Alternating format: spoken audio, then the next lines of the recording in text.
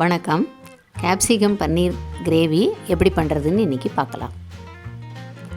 அதுக்கு தேவையான பொருள்கள்: வெங்காயம், தக்காளி, பச்சை குடமிளகாய், சிவப்பு குடமிளகாய், பன்னீர், சோம்பு, மஞ்சள் தூள், மிளகாத்தூள், தேவையான அளவு உப்பு.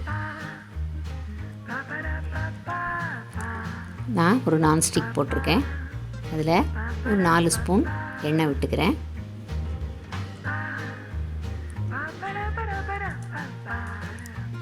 எண்ணெய் காஞ்சதும் சோம்பு போட்டிருக்கேன்.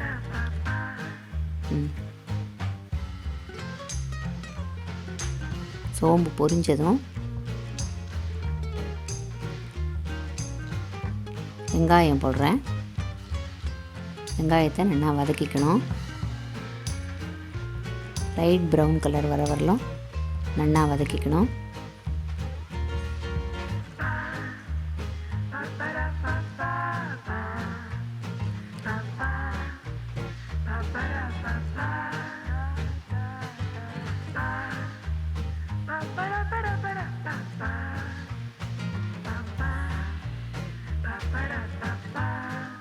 அப்புறம் தக்காளி போட்டிருக்கேன்.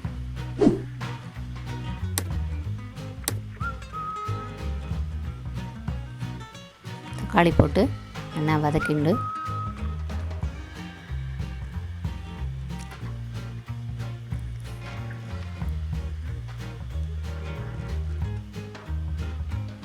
இப்போது கேப்சிகம் போடுறேன்.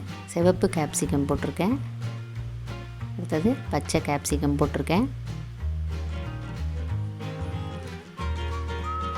எல்லாம் சேர்த்து நல்லா வதக்கணும்.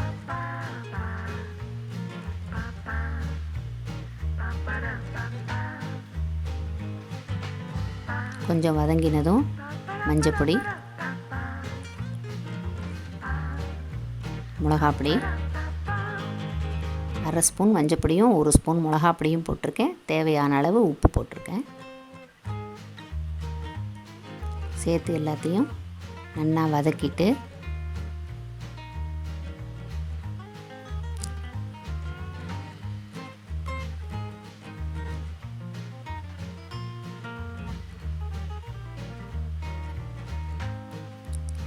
ரெண்டு டம்ளர் தண்ணி ஊற்றிக்கோங்க.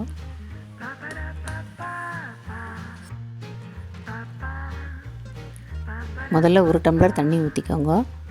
போறலைன்னா இன்னொரு டம்ளர் தண்ணி ஊற்றிக்கலாம். நான் இதில் 2 டம்ளர் ஊற்றிருக்கேன்.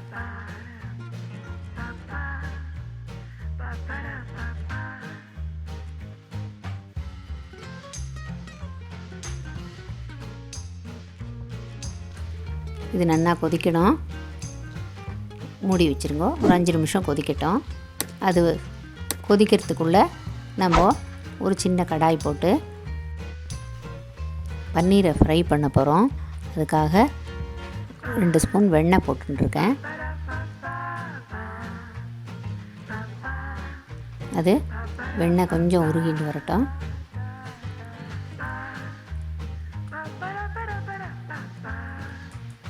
அதில் பன்னீரை போடுறேன்.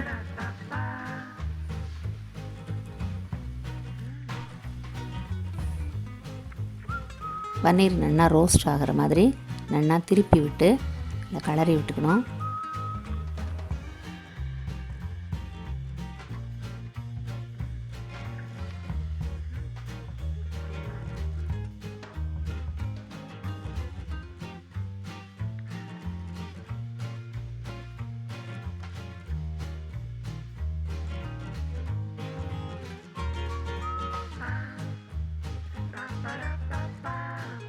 கிரேவி நல்லா கொதிச்சிருத்து.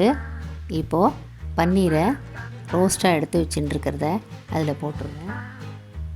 போட்டுட்டு நல்லா கலரிட்டு மேலே கொத்தமல்லியை போட்டிருக்கேன்.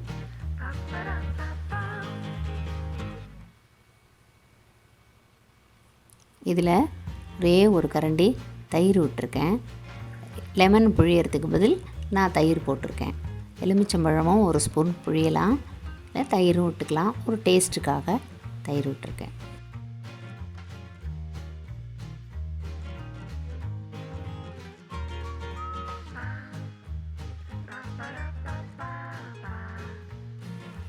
பன்னீர் கேப்சிகம் கிரேவி ரெடி ஆகிடுது.